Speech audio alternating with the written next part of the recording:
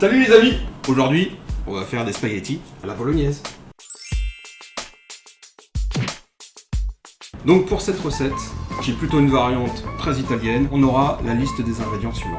Donc, pour la recette, 500 g de bœuf plus 300 de chair à saucisse, 50 g de pancetta, 700 g de pulpe de tomate, un oignon, une carotte, une branche de céleri, une branche de basilic, un verre de vin rouge, un verre de lait, 2 cuillères à café de tomates concentrées, 3 cuillères à soupe d'huile d'olive, du sel et du poivre. Donc tout d'abord, on va commencer par émincer l'oignon. Je le coupe en deux.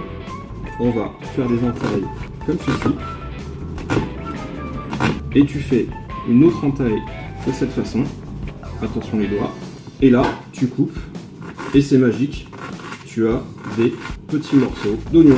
Et après, on s'attaque à la carotte. Donc on va l'éplucher. Et après, on va la couper en petits morceaux. Tu la coupes en deux. Voilà, on retire le petit bout. Tu mets ta carotte verticale et tu fais des lamelles. Voilà. Et sur tes lamelles, tu les retailles en longueur, comme ceci. Ça te fait des, tu vois, des petits bâtonnets comme ça. Et tu les recoupes pour faire des petits cubes. Maintenant, on va s'attaquer à la branche de céleri. On va couper en deux parties. Et là, on coupe en petits morceaux. Donc sur cette recette de bolognaise, c'est important de faire des tout petits morceaux de légumes. Donc voilà le rendu, hein, donc en petits morceaux, donc les oignons, les carottes et la branche de céleri. On aura besoin d'une sauteuse, donc ça sera pour la sauce bolognaise. Ensuite à la fin de la recette, on fera les spaghettis, tout le monde sait cuire des pâtes, c'est marqué sur l'emballage. Donc on commence par la sauce tomate. Donc ça y est, alors on va commencer par l'huile d'olive, hop. J'ai bien fait chauffer ma poêle. Et après, on peut mettre les 3 légumes directement, donc les oignons, les carottes et la branche de céleri. Comme ça, c'est important dans cette recette italienne. Ils utilisent vraiment là-bas ces légumes-là. Donc là, on va assaisonner. On assaisonne déjà les légumes. On prend une pincée de fleur de sel. Allez, on peut mettre une petite deuxième. Voilà, on mélange et on met le poivre qu'à la fin. On met pas le poivre tout de suite. Faut pas faire cuire le poivre, c'est pas bon.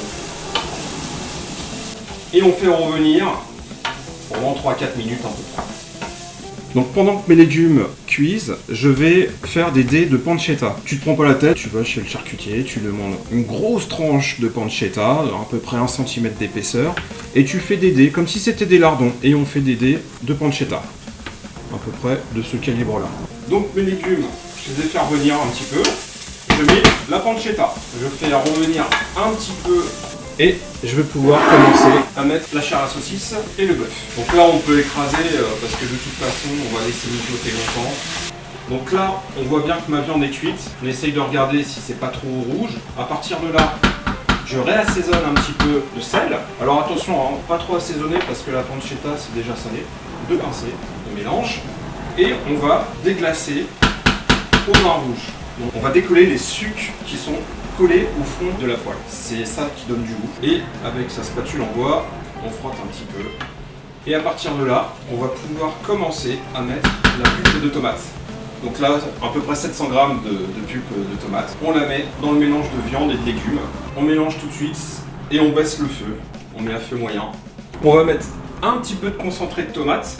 Alors, petite astuce, pour éviter le côté acide des tomates, on met un petit peu de sucre. Ça va un petit peu retirer l'acidité des tomates. Donc là, le plus dur a été fait. Maintenant, c'est très simple. On reste à feu doux. On va couvrir. On va attendre une petite heure. Plus on laisse longtemps à petit feu, meilleur ça sera.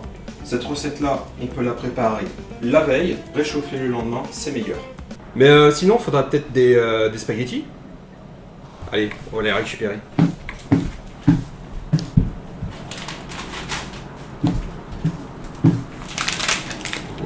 Donc nous on va les faire 11 minutes al dente. Pour l'eau de cuisson des pâtes, nous allons mettre un petit peu de gros sel et on va mettre un tout petit peu d'huile d'olive pour éviter que les pâtes elles collent. Donc 5 minutes avant la cuisson finale, on va rajouter un verre de lait. C'est hyper important, c'est vraiment pour que ça soit plus homogène au niveau de la sauce. On mélange bien et on laisse encore 5 minutes. Donc on arrive à la fin de nos 5 minutes de cuisson avec le lait. Donc on coupe le feu. À partir de là, on peut mettre les herbes fraîches. Donc là, c'est du basilic frais. On met toujours à la fin pour avoir un maximum de goût. Et donc à partir de là, on va pouvoir rectifier l'assaisonnement. Il faut goûter. Donc là, je peux mettre encore un tout petit peu de sel. On va pouvoir mettre du poivre. On va accueillir notre critique gastronome, notre Vava national. Ça va ? Tranquille ? Tranquille. T'es prêt à goûter les pastas à la sauce bolognaise ? Oui. Oui. Et voilà, une petite fourchette. Merci. Et tu me dis ce que t'en penses.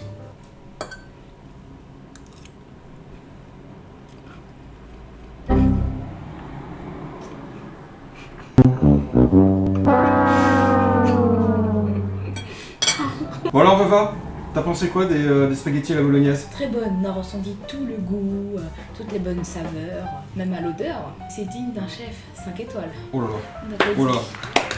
Super, merci Vava. Vous avez vu, c'est pas trop compliqué de faire des bonnes spaghettis à la bolognaise. Il faut privilégier donc la qualité des aliments, c'est super important, des bonnes pâtes, et le tour est joué. Et puis bah maintenant Vava, on dit au revoir. À Au revoir. plus.